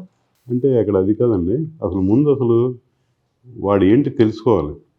ముందు ఎవరో రిపోర్ట్ ఇచ్చినందుకు మాత్రమే మనం వద్దా ఇది అని కాదు. అంటే నేను ఇంకో విషయం చెప్తాను. ప్రజలకి ఇప్పుడు సపోజ్ ఒక స్కూల్ నచ్చలేదు అనుకోండి, ఒక స్కూల్ నచ్చకపోతే వేరే స్కూల్కి వెళ్ళిపోతారు, ఒక హాస్పిటల్ నచ్చకపోతే వేరే హాస్పిటల్కి వెళ్ళిపోతారు.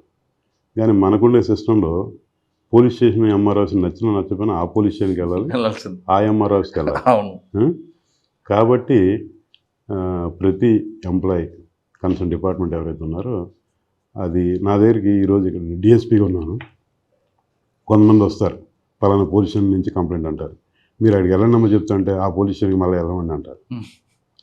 అంటే నేను అనేది ఏంటంటే ఆ పరిస్థితి రాకూడదు అంటాను. ఆ పరిస్థితి అక్కడ పోలీస్ స్టేషన్ ఇన్ఛార్జ్ ఎవరైతే ఉంటారో అది రాంగ్ మెసేజ్. అసలు ఆ పరిస్థితి అంటే ఆ పోలీస్ స్టేషన్లో వాళ్ళకి న్యాయం జరగదని నమ్మకం ఏర్పడేది కాబట్టి అప్పుడు మీ దగ్గరకు వస్తారు కదా. వచ్చినా కూడా ఎఫ్ఐఆర్ అక్కడే చేయాలి, అరెస్ట్ అక్కడే చేయాలి, లేదా కేసు అక్కడే పెట్టాలి, వేరే చోట పెట్టడానికి మనకి చట్టం ఒప్పుకోదు. నేను అందుకని చెప్పేసి పోనీ మీకు ఎస్ఐ గారు వాళ్ళు ప్రాబ్లం, మీరు సిఐ గారి దగ్గర వెళ్ళండి, నేను సిఐ గారితో మాట్లాడాను అని చెప్పి పంపించడం జరుగుతుంది. కానీ మీ వాళ్ళకి కూడా చెప్పాలి కదా, పోలీస్ స్టేషన్కి వచ్చిన బాధితుల పట్ల సానుభూతితో మాట్లాడండి, విసుక్కోకూడదని. మీరు చెప్పింది అయితే జరుగుతుందండి, తప్పకుండా జరుగుతుంది. అంటే ఇప్పుడు వాళ్ళ గత అనుభవాలు లేకపోతే వాళ్ళ మెంటాలిటీని బట్టి వాళ్ళు బిహేవ్ చేస్తుంటారు. ఒకే రోజులోనో లేకపోతే మనం ఇక్కడ జాయిన్ అయ్యని చెప్పి వాళ్ళు మారిపోరు. గ్రాడ్యువల్గా మన ఎస్పీ గారు ఒప్పుకోరు, మన డిఎస్పీ గారు ఒప్పుకోరు, చెప్పి వాళ్ళు గ్రాడ్యువల్గా మారారు. సాధారణంగా పోలీస్ స్టేషన్కి వెళ్ళాలంటేనే అదొక నామోషిగా ఫీల్ అవుతున్న కాలం ఒకప్పుడు. కానీ అటువంటి వ్యక్తులు పోలీస్ స్టేషన్కి వచ్చిన తర్వాత మీ వాళ్ళ యాటిట్యూడ్ కానీ ఆ విధంగా ఉంటే నిజంగా నమ్మింది బలంగా ముద్ర పడుతుంది. అదేవిధంగా అలా కాకుండా సానుభూతిగా మాట్లాడితే వాళ్ళు ఊహించేందుకు తప్పు అనేది కూడా వాళ్ళే చెప్పుకుంటారు కదా బయట. మీరు చెప్పింది కరెక్టే. అదే యాక్చువల్గా ఆ అవసరం కూడా ఉంది సార్. ఆ అవసరం కూడా పోలీస్ అధికారుల పట్ల అయితే ఆ అవసరం తప్పకుండా 100% ఉంది. అది మా బాధ్యత. సానుభూతిగా మాట్లాడితే చాలు కదండి, అది మా బాధ్యత కూడా. అంటే మాకు ట్రైనింగ్లో కూడా అప్పుడుండే ఆఫీసర్లు వ్యాస్ గారు కానీ ఇంకా పెద్దలు కానీ ఒక వర్డ్ అయితే బలంగా మాకు చెప్పారు, మా బ్యాచ్ అందరు కూడా, ఎంపతి. ఎంపతి అనేది చాలా ఇంపార్టెంట్. అంటే సహానుభూతి అని తెలుగులో ట్రాన్స్లేట్ చేశారు. అంటే ఎదురోడు బాధ మన బాధలో ఫీల్ అయ్యి ఒకసారి ఆలోచించాలి. ఆలోచిస్తే ఆటోమేటిక్గా మన బిహేవియర్ అనేది తప్పకుండా మారుతుంది. అది కొంతమంది ఆఫీసర్ వరకే, కానీ ఎక్కువ శాతం అరే తురే అని మాట్లాడడం ఇప్పటికీ అక్కడక్కడ కనిపిస్తుంది. నేను కేవలం కాకినాడ కాదు, కొన్ని రాష్ట్రాల్లో కానీ ఆంధ్రప్రదేశ్లో కానీ తెలంగాణ ఎక్కడైనా అటువంటి వాళ్ళకి మీరు ఇచ్చే మెసేజ్ ఏంటంటే? మన మెసేజ్ అంటే మనం ఎలాగున్నాం అన్నది ఇంపార్టెంట్ తప్పించి మనం ఏదో ఒక మెసేజ్ ఇస్తే వాళ్ళందరూ పాటిస్తారు అనుకోవడం కూడా పాటిస్తారని కాదు, కానీ ఒక మాట చెప్పడం. నేను ఎస్ఐగా ఉన్నప్పుడు కూడా అందరినీ ఏమండి ఇది అది మాట్లాడితే మా సిఐ వేరే వాళ్ళతో మాట్లాడి వీడికి డిపార్ట్మెంట్ పనికిరాడు అనేసి అన్నాడంట. ఆ విషయం నా దృష్టికి వచ్చిందన్నమాట. రానున్న కాలంలో ఏంటంటే మీరు అన్నట్టు ఇప్పుడు అరే తురే అన్న వాళ్ళ గురించి కూడా ప్రజలు అలాగే అనుకుంటున్నారు, వీడికి డిపార్ట్మెంట్ పనికిరాడు, ఇలాంటి వాళ్ళు కూడా ఇంకా ఉన్నారా అని చెప్పి. కానీ కొంతమంది అంటే మీ వాళ్ళు డిపార్ట్మెంట్ సంగతి మాట్లాడుతున్నారు, పోలీస్ స్టేషన్కి వచ్చిన వాళ్ళతో మనం అరే తురే మాట్లాడకూడదు, మంచిగా మాట్లాడమంటే వాళ్ళ దృష్టిలో మనం చులకన అవుతాం. మన పోలీస్ టోన్ ఉండాలి. అంటే అరే తురే కొంచెం హార్ష్గా మాట్లాడితేనే వాళ్ళు భయపడతారన్నది కొంతమంది అభిప్రాయం. అంటే మాకు వ్యాస్ గారు వాళ్ళు చెప్పింది ఏంటంటే డెసిషన్స్ స్ట్రాంగ్గా ఉండాలి, అంతేగాని మీరు ఏదో బూతులు తిట్టి క్యాకులేషన్ మాత్రం ఏం కాదు. డెసిషన్ స్ట్రాంగ్గా ఉండాలి, దానివల్లే మంచి రిజల్ట్ వస్తుందని చెప్పారు. మాకు మనసులో ఆ విషయం బాగా నాటింది. కరెక్ట్, అని చెప్పింది కూడా వాస్తవం కదా. మన విక్టిమ్ పట్ల కానీ ఎక్యూజర్ పట్ల కానీ కరెక్ట్గా డెసిషన్ చేస్తే అదే కరెక్ట్. అది విజయనగరం రోజుల తర్వాత ఎక్కడికి వచ్చారు? విజయనగరం రోజుల తర్వాత గజపతినగరం సర్కిల్. అక్కడే ఉంటుందండి క్రైమ్. అక్కడ జనరల్ క్రైమ్ అండి, పెద్దగా అంటే పెట్టి కేసులైనా పెట్టి కేసులు మామూలు క్రైమ్ తక్కువ. కాకపోతే ఏంటంటే పెద్ద సర్కిల్ ఒక 5 పోలీస్ స్టేషన్లు ఉంటాయి. ఇక్కడ గుర్తుండిపోయే కేసు ఏమన్నా? గుర్తుండిపోయే కేసులు ఏం లేదు, కానీ అక్కడ 2 years కంప్లీట్ అయిపోయింది. 2 years కంప్లీట్ అయిపోయిన తర్వాత ఒకరోజేమో 2 years 2 months అయింది. బొత్స సత్యనారాయణ గారు ఫోన్ చేశారు, ఆయన మినిస్టర్ అప్పుడు. మినిస్టర్ ఫోన్ చేసి గన్మెన్ ఫోన్ చేసి మినిస్టర్ గారు మాట్లాడతారు, ఆయనకి ఇచ్చారు. ఇచ్చిన తర్వాత మీకు ట్రాన్స్ఫర్ అంటున్నారు, మీకు 2 years అయిపోయిందంట అని అన్నారు. అంటే సార్ అన్నా, అదే ట్రాన్స్ఫర్ అయిపోతుందంట, చేసేస్తారంట, మీరు ఇక్కడి నుంచి మార్చేస్తున్నారు, మీరు తమ్ముడి దగ్గరికి వెళ్ళిపోండి అన్నాడు. నాకు అర్థమైపోయింది గజపతినగరం. సార్ అలాగే సార్ అన్నాను. అలాగే గజపతినగరం డివో పడిపోయింది. ఎక్కడండి? గజపతినగరంలో వాళ్ళ తమ్ముడు అక్కడ ఎమ్మెల్యే కదా. అన్న పంపించి తమ్ముడి దగ్గర తమ్ముడి దగ్గర ఏం నేర్చుకున్నారు? అక్కడ కూడా 2 years కంప్లీట్ చేశాను. 2 years కంప్లీట్ చేసిన తర్వాత మళ్ళీ ఆయన దగ్గర నుంచి ఫోన్ వచ్చింది. ఆయన దగ్గర నుంచి ఫోన్ వచ్చి మీకు ట్రాన్స్ఫర్ చేస్తున్నారు, ఎస్కోట్ కానీ బొబ్బిలి రోల్ కానీ రెండిట్లో ఏదో పడుతుంది అన్న, మీకు ఏది కావాలన్నాడు ఆయన. నాకైతే ఎస్కోట్ కావాలన్నా. నేను డివోలు వచ్చి బొబ్బిలి రోల్ పడింది, ఎస్కోట్ పడలేదు. ఎందుకో నాకు బొబ్బిలి రోల్ పెద్దగా నచ్చలేదు. ఒక 6 months 7 months ఉండి మళ్ళీ పోలీస్ ట్రైనింగ్ కాలేజ్ ఒక కాగితం పెట్టాను. పెడితే 2 అన్నారు వాళ్ళు. మళ్ళీ వెళ్ళి పోలీస్ ట్రైనింగ్ కాలేజ్ మళ్ళీ వెళ్ళి జాయిన్ అయ్యారు. ఎందుకంటే బొబ్బిలి ఎందుకు నచ్చలేదు మీకు? అంటే ఇక్కడ అంటే జాబ్ సాటిస్ఫాక్షన్ పెద్దగా లేదు. కేసులు లేక అంటే ఏ రకంగా కూడా అక్కడ ఇంపార్టెన్స్ లేదు. అక్కడ ప్రాపర్టీ ఆఫీసులు ఉండవు, రోడ్ యాక్షన్లు ఉండవు, లేకపోతే ల్యాండ్ లార్డ్ ఇష్యూలు ఉండవు. మనకంటే అసలు ఏ రకంగా మనకు గుర్తింపు. చాలా మంది అదే కోరుకుంటారు కదా, పీస్ఫుల్ పోలీస్ స్టేషన్ కావాలనుకుంటారు కదా. అంటే పీస్ఫుల్ అప్పటికే ఫ్యామిలీకి దగ్గరగా ఉండొచ్చు. ఎస్కోట కాదు, విజయనగరం అని చెప్పి విజయనగరం లోకల్గా ఉండొచ్చు అని చెప్పి మళ్ళీ పోలీస్ ట్రైనింగ్ కాదు పెడితే. ఎస్కోట్లో చేశారా? పోలీస్ ట్రైనింగ్ కాదు, ఎస్కోట్ చేయలేదు. ఎస్కోట్ కానీ బొబ్బుల రోల్ కానీ పడుతుంది అన్నారు. ఎక్కడ కావాలంటే ఎస్కోట్ కావాలన్నా, కానీ ఆర్డర్ వచ్చేసరికి బొబ్బుల రోల్ పడింది. ఆయన ఇంక వెంటనే అంటే ఆయన ఏమైనా హర్ట్ అవుతారని చెప్పి ఒక 6 నెలలు 7 నెలలు పనిచేసి మళ్ళీ పోలీస్ ట్రైనింగ్ కాలేజ్కి ఆప్షన్ పెట్టుకుని వస్తాను. పీటీసీ తర్వాత అండి పోలీస్ ట్రైనింగ్ కాలేజ్ వచ్చిన తర్వాత అక్కడ చేసిన తర్వాత అక్కడ కూడా 5.5 years పనిచేస్తాను. ఎస్ఐగా 5.5 years పనిచేస్తాను. సిఏగా 5.5. అక్కడ మరి ఎవరు రాలేదు? ఐజీ గారు ఇక్కడ పని చేస్తున్నారు రాలేదు. 5.5 years తర్వాత ఇంకా అక్కడే వచ్చిందా? ఇంకా రాలేదు. నేను ఉద్దేశం ప్రమోషన్ వచ్చే వరకు ఉందాం అనుకుంటే మీకు టర్మ్ అయిపోయిందని చెప్పేసి విఆర్కి వచ్చామన్నారు. విఆర్కి వచ్చామంటే విఆర్కి జాయిన్ అయిపోగానే డిఐజీ గారు శ్రీకాంత్ గారు అప్పుడు, ఆ సార్ ఏమో భోగపురం వేసిన తర్వాత భోగపురం జాయిన్ అయిన తర్వాత అక్కడ ఉండే లోకల్ ఎమ్మెల్యే గారు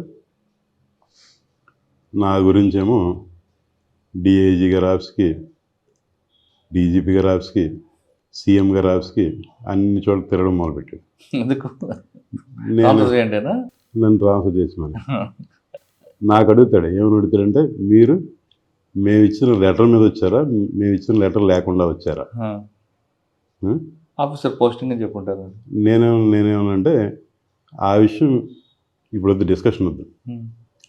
మీకు నచ్చని పని ఏదైనా నేను చేస్తే, లేకపోతే నా పని వల్ల మీకు నష్టం కలిగితే మీరు వద్దు, నేనే వెళ్ళిపోతాను. మీరు నాకు మాట చెప్తే చాలు, నేను వెళ్ళిపోతాను. నేనే కొత్త వ్యక్తి కాదు, నేను మీకు తెలిసిన వ్యక్తిని. నా వల్ల మీకు కానీ మీ పార్టీకి కానీ ఏ ఇబ్బంది ఉండదు అని చెప్పాను. చెప్పిన తర్వాత ఆయన ఇంకా పట్టువదల విక్రమాటలో తిరగడం మొదలుపెట్టి ఇంకా మొన్న ఎలక్షన్ కాకుండా అంత ముందు ఎలక్షన్, అంటే అప్పుడు రూలింగ్ తెలుగుదేశం ఉంది, ఎలక్షన్కి వెళ్తుందన్నమాట పార్టీ. ఈయనేమో వాళ్ళ పార్టీ హైకమాండ్కి కంప్లైంట్ చేసి ఎలక్షన్కి వెళ్ళమంటున్నారు, ఇలాంటి సీఎల్ ఉంటుంది ఏం వెళ్తామని చెప్పి నా మీద ఇంటెలిజెన్స్ వాళ్ళు ఎంక్వైరీ చేశారు. ఎంక్వైరీ చేస్తే మా వాళ్ళకి ఏం పెద్దగా ఏం తప్పేం దొరకలేదు. దొరకకపోతే మరి అలాగనే వాళ్ళు చెప్పింది కూడా వినాలి కదా. నాకేమో విజయనగరం 2 టౌన్ వేసింది. ఇంకా మంచిదే కదా. ఆ ఉద్దేశంతో మొత్తానికి ఏ ఉద్దేశం తెలియదు. పాలరాజు గారు ఉన్నారు, పాలరాజు గారు విజయనగరం 2 టౌన్ వేశారు. 2 టౌన్ వేసిన తర్వాత ఈ ఎలక్షన్ అక్కడే ఫేస్ చేసి, ఎలక్షన్ అయిపోయిన తర్వాత ఒక 6 నెలల ఉన్న తర్వాత మళ్ళీ ట్రాన్స్ఫర్. మళ్ళీ ఎక్కడ వేశారంటే మళ్ళీ విఆర్ రాగానే సార్ విఆర్లో ఉన్నప్పుడు జీతం రాదు కదా, మరి జీతం ఎప్పుడు క్లెయిమ్ చేసుకుంటారు? మళ్ళీ పోస్టింగ్ వచ్చిన తర్వాత క్లెయిమ్ చేసుకుంటారు. మరి అంతవరకు మరి ఖర్చులు ఇంటికి అవన్నీ కొద్దిగా ఇబ్బంది అండి ప్రాక్టికల్గా. అదైతే ఇబ్బంది అంటే నేను ఎప్పుడు దేవుడి దయ వల్ల ఎప్పుడు నెల 2 నెలలు తప్పి నాకు ఎప్పుడు ఆ ప్రాబ్లం రాలేదు. వైజాగ్ సిటీకి రాగానే అక్కడ కమిషనర్ గారు వెంటనే నాకు కమిషనర్ గారు రేంజ్ పంపించారు, పలానా కావాలంటే అందులో లక్కీగా నా పేరు ఉంది. నాకు గోపాలపట్నం ట్రాఫిక్ వేశారు, అంటే సిటీలో వెస్ట్ ట్రాఫిక్ అంటారు దాన్ని, అక్కడ వేశారు. ఏముందండి అక్కడ మార్పు? అంటే మీరు పనిచేసిన గోపాలపట్నం సబ్ డివిజన్లో పబ్లిక్ ట్రాఫిక్ సెన్స్ ఉందనుకోవాలా లేదనుకోవాలా? అంటే పర్వాలేదండి. అంటే అక్కడ కూడా సిఏ పోస్ట్ అండి, వెస్ట్ ట్రాఫిక్. అయితే అక్కడ నాకు కొంత సాటిస్ఫాక్షన్ ఉందండి. ఎలాగంటే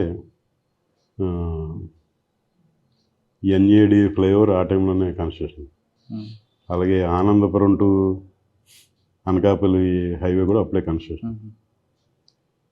ఇవన్నీ కూడా కన్స్ట్రక్షన్ అవుతున్నాయి. తర్వాత మన పెందుర్తి స్వామీజీ గారు అప్పుడు మంచి రైజింగ్లో ఉన్నారు. ఈ అన్ని డ్యూటీలు కొద్దిగా కత్తిమీద స్వామిలో ఉండేవి, అన్నీ కూడా బాగానే చేసాం. అయితే సింహాచలంలో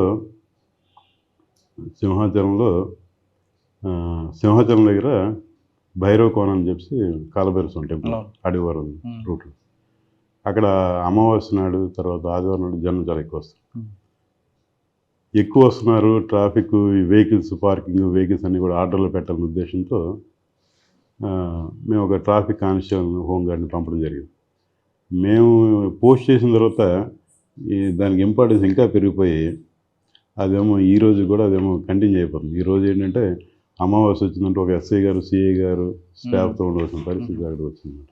ఓకే, ట్రాఫిక్ తర్వాత ఎక్కడికి వచ్చారు? ట్రాఫిక్లో ఉంటుండగా సింహాచలం మీరు ఎప్పుడైనా వెళ్ళారు తెలియదు. చాలాసార్లు వెళ్తే మీకు వెహికల్ టోల్ టికెట్ కొండ మీద వెళ్తుంటే తోవలో కలెక్ట్ చేస్తారు. మీరు గేట్ అవతల ఉంటుంది, కొండ ఎక్కుతున్నప్పుడు మధ్య తోవలో కలెక్ట్ చేస్తారు. మీరు ఎక్కడ అలా ఉండదు, ఎక్కడైనా సరే పద్ధతి ఉండదు. అంటే స్టార్టింగ్లో కలెక్ట్ చేసుకుంటారు, ఇంకా కొండ మీద వెళ్ళిపోతారు. ఎక్కడైనా అదే పద్ధతి. ఇది నేనే పెట్టాను. ఎందుకంటే కింద ఆర్చ్ ఉండేది, ఆర్చ్ దగ్గరేమో సెక్యూరిటీ వాడు ఉన్నాడు. వాడేమో టికెట్ ఉందని అడిగేవాడు. మాకు తెలియదు అంటే మీరు వెళ్ళి అక్కడికి వెళ్ళండి అనేవారు. ఈ బండి వెనకాల 4 బళ్ళు ఉండి వీడు వెనకాలకి వెళ్ళడానికి అయ్యేది కాదు, వెనుకున్న ముందుకు రావడానికి అయ్యేది కాదు. ప్రతిరోజు ఇష్యూ ఉండేది అన్నమాట. ఇష్యూ ఉంటే నేనేం చేశానంటే మధ్యతో వరకు వచ్చేవాడు రిటర్న్ అవ్వడు కదా, అక్కడేమో సెలెక్ట్ చేసిన ప్లేస్ కూడా వెహికల్స్ 4 వెహికల్స్ వచ్చిన ఇబ్బంది ఉండదు. అలాంటి ప్లేస్ సెలెక్ట్ చేసి అక్కడ పెట్టించమాట. ముందు వాళ్ళకి ఎందుకు పెట్టించారు అర్థం కాలేదు. రాను వాళ్ళకి అర్థమయ్యి ఇప్పుడేమో పర్మనెంట్ బిల్డింగ్ కూడా కట్టారు అక్కడ. ఆర్చ్కి ముందు ఉండేది, ఇప్పుడు మధ్యలోకి వచ్చింది. ట్రాఫిక్ తర్వాత ఎక్కడికి వచ్చారండి? అదొక సాటిస్ఫాక్షన్. తర్వాత ట్రాఫిక్లో ఉంటుండగానే 1-2 సార్లు ఏమైందంటే శనివారం నాడు చాలా ఎక్కువ మంది వస్తారు సింహాచలం. వస్తే 1-2 సార్లు పేపర్లో వార్త వచ్చింది, భక్తులు ఇబ్బంది పడ్డారు, ఈరోజు భక్తులు చాలా ఎక్కువ మంది వచ్చారు. కమిషనర్గా శ్రీకాంత్ గారు ఉండేవారు. మాకేమో ట్రాఫిక్ హెడ్ ఏడీసీపీ గారు ఆదినారాయణ సార్ ఉండేవారు. ఆదినారాయణ సార్ మాకేమో శరత్ రాజ్ కుమార్ అని మా బ్యాచ్ ఉంటే ఆయన ఏసీపీ ఉండేవాడు. మేమంతా కలిపి డిస్కస్ చేసి ఏం చేసామంటే శనివారం నాడు మనం అన్ని పోలీస్ స్టేషన్ నుంచి కొంత స్టాఫ్ మొబిలైజ్ చేసి శనివారం పెడదాం. మళ్ళీ మిగిలిన రోజు ఎవరి ఉద్యోగం చేసుకుంటారు. ఒక స్టాండ్లో 25 మంది 30 మంది మిగిలిన అన్ని చోట్ల రేపు గాజువాక, మధురవాడ ఇలా ట్రాఫిక్ వాళ్ళందరూ కలిసి ఆ సిస్టమ్ పెట్టాము. అది ఈరోజు కూడా కంటిన్యూ అవుతుంది. ఉదయం 7:30 వస్తారు ఉమ్, ఈ స్టాఫ్ అంతా కూడా. వాళ్ళు పాయింట్స్ ఎవరి డ్యూటీ వాళ్ళు చేసుకుంటారు. మధ్యాహ్నం దేవస్థానంలో ఏమో ప్రసాదం పులిహోర అది పెడతారు. ఉమ్, అది చేసుకుని సాయంకాలం 5కో 6కో వెళ్ళిపోతారు అన్నమాట. ఉమ్. అది ఈ రోజు కూడా కంటిన్యూ అవుతుంది. అంటే 2 ఉన్నాయి మీకు మార్క్స్ అక్కడ. ఇంకోటి చెప్తానండి, అంటే ఇందులో నా రోల్ తక్కువ.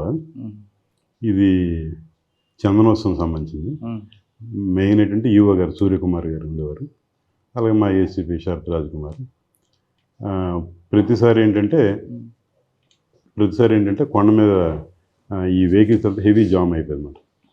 దానికి సిస్టమ్ ఏం పెట్టామంటే వెహికల్స్ అన్నీ కిందనే ఉంటాయి. ఉమ్, ప్రైవేట్ కార్ వచ్చిన వాళ్ళు కూడా ప్రైవేట్ కార్ పార్క్ చేసుకుంటారు. ఆ టోకెన్ చూపిస్తే లగ్జరీ బస్సులు కింద పెడతారు. ఆ బస్సు ఎక్కవలసింది అందరూ, ఫ్రీ బస్.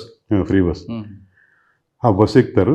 దర్శనం అయిన తర్వాత ఏ బస్సు రెడీగా ఉంటే ఆ బస్సు ఎక్కి వచ్చేస్తారు. ఉమ్. ఆ సిస్టమ్ పెట్టాము. కొండ మీద ట్రాఫిక్ తగ్గుతుంది. అది ఈరోజు కూడా అది లాస్ట్ 3-4 ఇయర్స్ నుంచి అది కంటిన్యూ అయిపోతుంది. అదొకటి మనకి సాటిస్ఫై. అంటే మన రోల్ కంటే కూడా మేడం ఈవో గారు అలాగే మా సార్ మీ సర్వీసులో 500 రూపాయలకి మర్డర్ చేసిన వ్యక్తిని పట్టుకున్నారట కదా. అంటే అంటే మీరు ఒక్కరు కాదు, మీ టీం వర్క్ అది. అంటే ఇలాంటివి చాలా జరుగుతుంటాయండి. ఉమ్, అంటే ఇందులో ఏంటంటే ఎప్పుడు కూడా ఈ కేసుల్లో క్రైమ్ కానిస్టేబుల్, హెడ్ కానిస్టేబుల్ ఎవరు ఉంటారో వాళ్ళ రోల్ మెయిన్ ఉంటుంది. ఎక్కడ ఏ పొల్యూషన్ జరిగింది ఇది? అది Tuni town police. Um? Tuni town police. Tuni. అంటే మీరు ట్రాఫిక్ ద్వారా తుని వచ్చారా? ట్రాఫిక్ తర్వాత నేను వెస్ట్ ట్రాఫిక్లో ఉన్నాను. వేరే సిఐ గారు నేను చెప్పిన స్వామీజీ రికమెండేషన్తో ఆ వెస్ట్ ట్రాఫిక్ కావాలని అడిగారు. ఉమ్, వెస్ట్ ట్రాఫిక్ కావాలని అడిగితే నాకు పై అధికారులతోనే మంచి పని చేసుకుంటాను ఒక పేరు ఉండడం వల్ల నాకు మెసేజ్ వచ్చింది, మీ పోస్ట్ అయితే లేపేస్తున్నాం, మీకు ఎక్కడైనా కావాలా అని. అంటే నేను ఎయిర్పోర్ట్ ఇమిగ్రేషన్ అడిగాను. అదెందుకు, మీరేమైనా లాండ్ ఆర్డర్ చేయొచ్చు కదా అని. లేదు, ప్రమోషన్ ఎడ్జ్లో ఉన్నాను, ఎయిర్పోర్ట్ ఇమిగ్రేషన్ ట్రై చూద్దాం, అవకాశం ఉంటే ఇస్తాం అన్నారు. మొత్తానికి ఏంటంటే ఎయిర్పోర్ట్ ఇమిగ్రేషన్ ఇచ్చారు. ఉమ్, ఎయిర్పోర్ట్ ఇమిగ్రేషన్లో ఒక 1 year అంతా పనిచేశాను. ఉమ్. అక్కడి నుంచి డిఎస్పీగా రాజమండ్రి ఏసీబీకి వచ్చింది. Rajahmundry ACB anti corruption. Promotion. ఎంతకాలం ఉండే ఏసీబీలో? ఏసీబీలో 1 year పనిచేస్తాను. 1 year పనిచేస్తాను. 1 year. ఏమున్నాయి ట్రాప్ కేసులు అందులో? ఉన్నాయండి, చాలా పెద్ద పెద్ద. నేను చెప్పొచ్చా? అంటే ట్రాప్ కేసులు ఉన్నాయండి. ఒక సిఏ గారు ఒక కేసులో ఉన్నాయి, ఒక ఎస్ఐ గారు ఒక కేసులో ఉన్నాయి, జిల్లా పరిశ్రమ శాఖ మేనేజర్ ఒక కేసులో ఉన్నాయి, అచ్చా. Executive sir, engineer. ఎక్కువగా ట్రాప్ కేసుల్లో కన్విక్షన్ వస్తుంది కానీ డిఏ కేసులు ఎందుకు రాదు? అంటే మంచి క్వశ్చన్ అండి ఇది. డిఐ కేసుల్లో ఏమవుతుందంటే వాళ్ళకి గైడెన్స్ ఇచ్చే వాళ్ళు ఎవరెవరు ఉంటారు. మీరు ఇది ఇలా క్లెయిమ్ చేసుకుంటే ఇది క్లోజ్ అవుతుంది, ఇది ఇలా చేసుకుంటే ఇలా అవుతుంది అని చెప్పి ప్రతిదానికి ఒక మార్గం ఉంటుంది. ట్రాప్ కేసులు ఉంటుందా?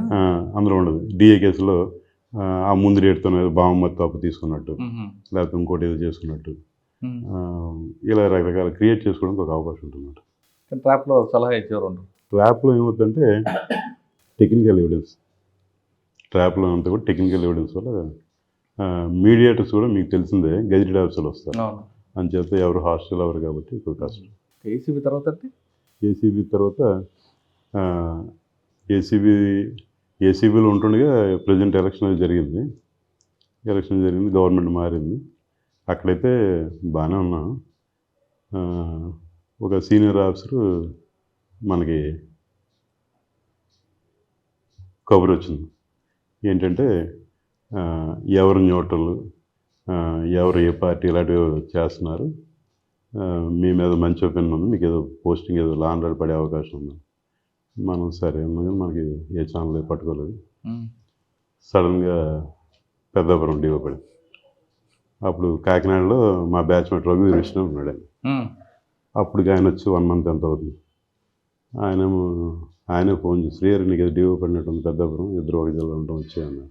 కానీ మీకు రమ్మని చెప్పి ఆయన వెళ్ళిపోయారు కదా. తర్వాత ఆయన ట్రాన్స్ఫర్ అయిపోయింది.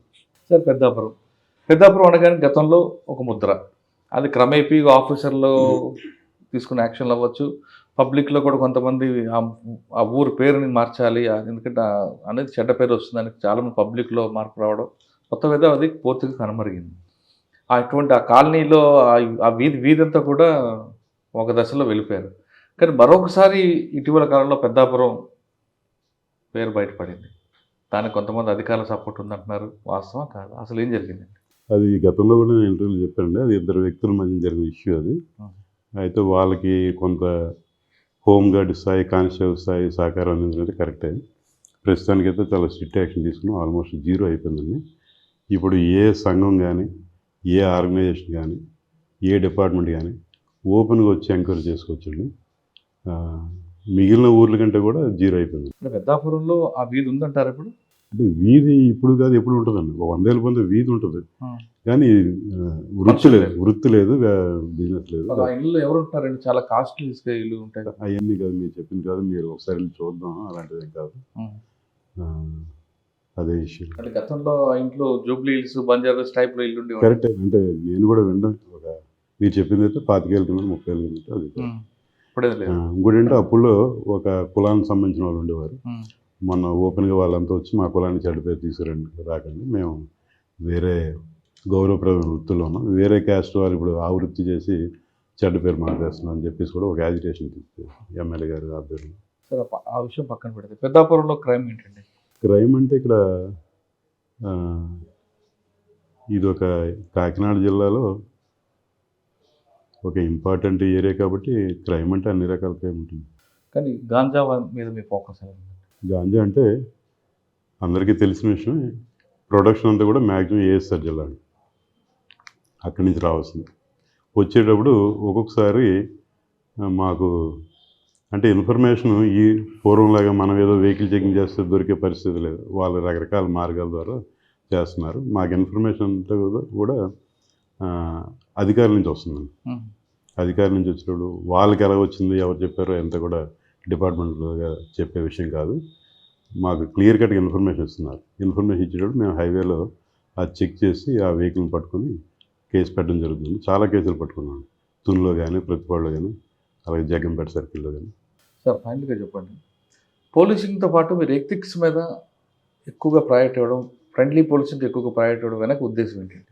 అంటే సొసైటీలో సార్థకత అంటే అదేనండి. ఈ కేసు ఆ సీట్లో ఎవరున్నా చేస్తారు, అరెస్టు, ఎఫ్ఐఆర్, ఛార్జ్ షీట్, ఇదంతా రొటీన్ అండి. ఇదంతా రొటీన్. ఇదే ఫైనల్గా మిగులుతుంది అంటారా? అంతే పక్క. ఓకే. తర్వాత మీరు ట్రెడిషనల్ క్రైమ్ నుంచి చూసుకొచ్చారండి. అవును. మీరు డ్యూటీలో ఉన్నప్పుడు తర్వాత white colour offence, present cyber crime. ఇప్పుడున్న జనరేషన్ మీరు దాకా చెప్పారు, ఫస్ట్ కేసులో ఒక చిన్న లీడ్ తీసుకొని గుణపురం, పర్లాకెంబడి, నావపడ అవన్నీ తిరగడం, అంటే ఒక ప్యాషన్గా తీసుకెళ్లారు. అంటే అప్పుడు క్రైమ్ కూడా తక్కువ ఉంటుంది కాబట్టి ఒక కేసు మీద ఎక్కువ ఫోకస్ చేస్తారు. ప్లస్ మీకు ఇంటెలిజెన్స్, పబ్లిక్ ఇంటెలిజెన్స్ ఎక్కువ ఉంటుంది. ఇప్పుడున్న జనరేషన్ ఎక్కువ టెక్నాలజీ మీద డిపెండ్ అవుతున్నారు. కానీ హ్యూమన్ ఇంటెలిజెన్స్ అనేది మర్చిపోతున్నారు. ఇప్పుడు మర్చిపోవడం బెటర్ అంటారా, లేదా టెక్నాలజీ మీద డిపెండ్ అవ్వడం బెటర్ అంటారా? అంటే టెక్నాలజీ చాలా ఇంపార్టెంట్. ఇప్పుడున్న పరిస్థితుల్లో టెక్నాలజీ ఇంపార్టెంట్, దాన్ని ఎవరు కాదనలేరు. కాకపోతే ట్రెడిషనల్ కూడా వదిలేయకూడదు. అంటే రాను పరిస్థితి ఎలా ఉందంటే క్రైమ్ రికార్డ్స్ చాలా ఇంపార్టెంట్ పోలీస్ స్టేషన్. గతంలో సుపీరియర్ ఆఫీసర్ ఎవరు వచ్చినా కూడా ఆ క్రైమ్ రికార్డ్స్ మీద ఎక్కువ ఫోకస్ పెట్టారు. రికార్డ్ ఎలా మెయింటైన్ చేస్తున్నారు ఏంటి. ఇప్పుడున్న కొత్త జనరేషన్ ఏంటంటే దాని మీద మినిమం నాలెడ్జ్ లేకుండా చేస్తున్నారు అన్నమాట. ఒక రకంగా చెప్పాలంటే 80-20 లాగా టెక్నాలజీ అంతా ఒక 80% ఇచ్చినా 20% అయితే దాన్ని నెగ్లెక్ట్ చేయడానికి లేదు. ట్రెడిషనల్ అది ఉండాల్సింది ఉంటే బెటర్. కొన్ని ఆ విషయాల మీద మనకి వర్కౌట్ అవ్వచ్చు అన్నమాట. ఓకే. ఇంకా మీ వృత్తి పోలీసింగ్, ప్రవృత్తి కవితలు రాయడం. మీరు రాసిన కవితల్లో మీకు బాగా నచ్చింది ఒక సమాజానికి సంబంధించిన ఒకటి చెప్పండి. అంటే నేను కవితలు అయితే రాయలేదండి. కవితలు ఎవరు రాస్తారు? కవితలు రాయలేదు. కవితలు మనకు అది రాని సబ్జెక్టు. ఒక ఆయనతో మీలాగే బొబ్బిలో ఒక జూనియర్ లాయర్ గారు, పేరు గుర్తురావట్లేదు, జూనియర్ లాయర్ గారు పరిచయం అయ్యారు.